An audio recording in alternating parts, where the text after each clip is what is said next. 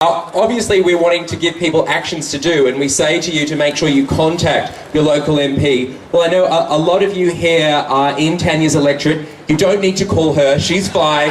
Don't clog up the phones. They've got lots of things to do in the Federal City Electorate Office. But talk to your friends and family who may live in other seats, and talk to your federal senators.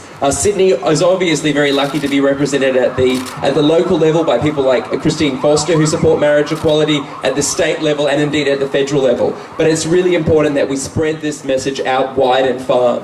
And two people who have been spreading the message of marriage equality wide and far for a very long time, two people who have been the rainbow flag bearers of our community at times when it has not been popular to do so. Two people who I'm very proud to call very good friends of mine, Kerryn Phelps and Jackie Stricker Phelps.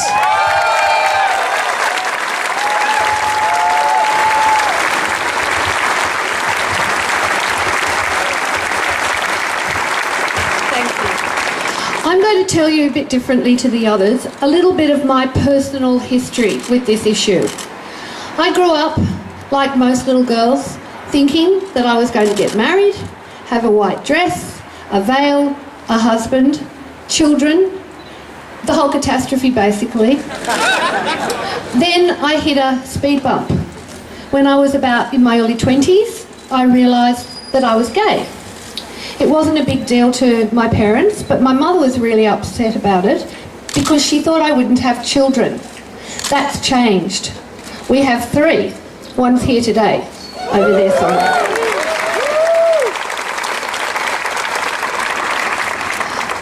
At the time that I realised I was gay, I just let go of the dream.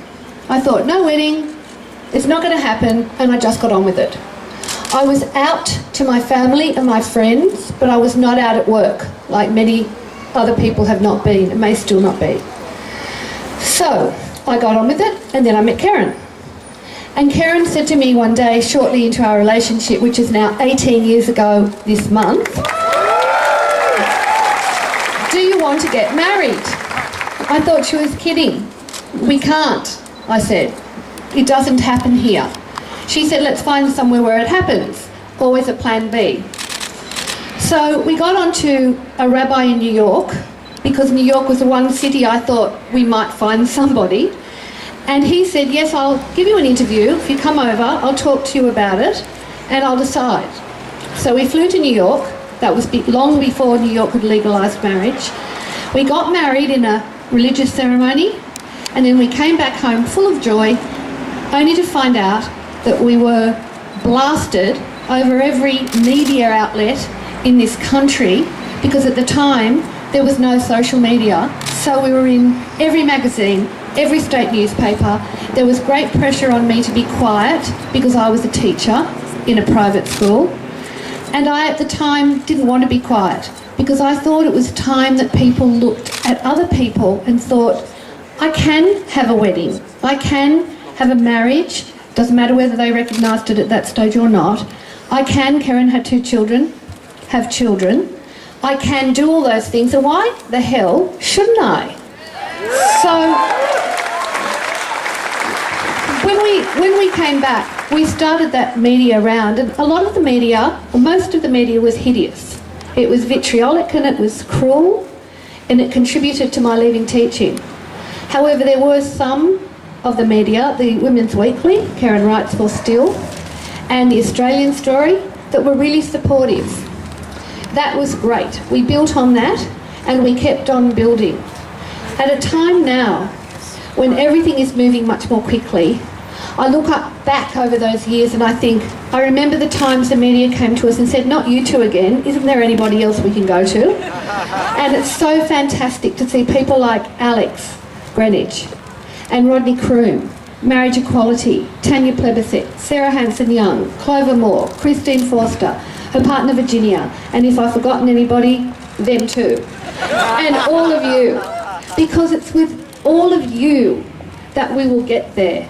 And I can't tell you, I feel like crying when I look out today and I hear that we're nearly there, because 18 years is a long time.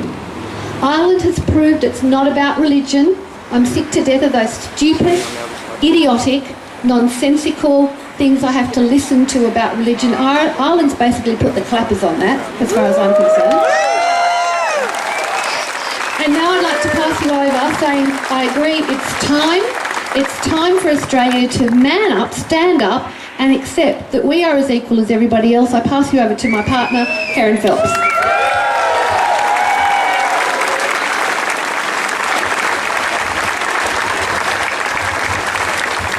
You can see why I married her. Last night in Moscow, 20 people were arrested for attending a gay pride rally. And we stand here in solidarity with the people of Russia who are going backwards in their fight for equality.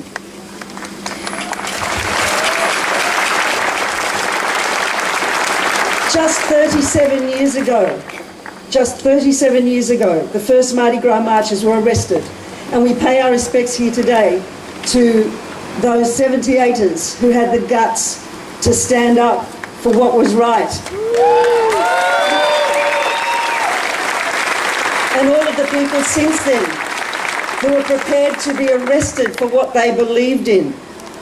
It was still illegal to be gay here in New South Wales until 1984, when the law changed with a binding vote from Labor and the crucial support of a few Liberals who crossed the floor. Could this be a case of history repeating itself? There was a time when we felt vulnerable to hold hands in public, and when most of us felt uncomfortable to be ourselves at work.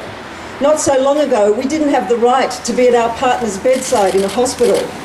We had no rights to inheritance. When Jackie and I started on this journey, we were told we were not allowed to use the words marriage, or wedding, or wife. Times have changed because of the courage of those who stood up to say enough. Enough injustice, enough grief, enough of discrimination. Now we say enough to marriage discrimination.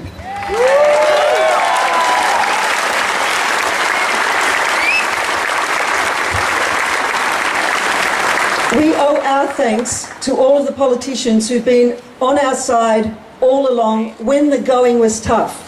And we have two of them here today, Tanya Plibersek and Sarah Hanson-Young from the Greens, and all of the Greens, who have been with us all the way. These two are standouts. And I'd also like to thank those who've come out more recently as allies in our battle for marriage equality, because it does take a particular kind of political courage to say to your constituency, I was wrong and I've changed my mind. And let's hope there's many more who change their minds in the coming weeks and months. But they've changed for a reason. They changed because of the incredible work of people like Alex Greenwich and Rodney Croom, and parents like Shelley Argent and Jeff Thomas, who's here today. Community groups like Australian Marriage Equality and Get Up, and the Gay and Lesbian Rights Lobby, Rainbow Labour, Mardi Gras and PFLAG. And we've come this far because of you. Times have changed because you turned up to rallies. You talked to your MPs. You wrote them letters. You spoke to your families and your friends and your workmates about why marriage is important to you. You posted your support on social media, and you got involved with groups like Australian Marriage Equality and created the broad support that we know is there for us right now.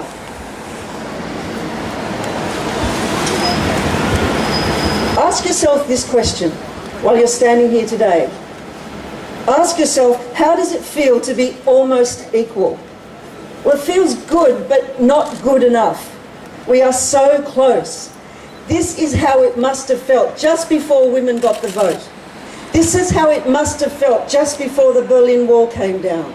This is how it must have felt just before apartheid was dismantled in South Africa. In the past few years, we've seen marriage equality introduced in countries all around the world.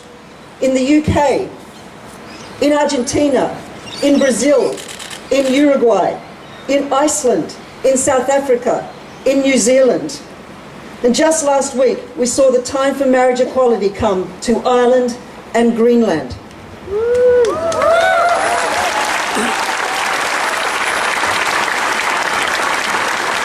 Now is the time for marriage equality in Australia, and this is our message to Prime Minister Abbott.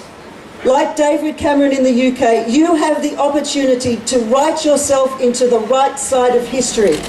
And to all of our parliamentarians, you have the opportunity to right a wrong. You have the opportunity to vote for equality. Let's do it all together now. Thank you.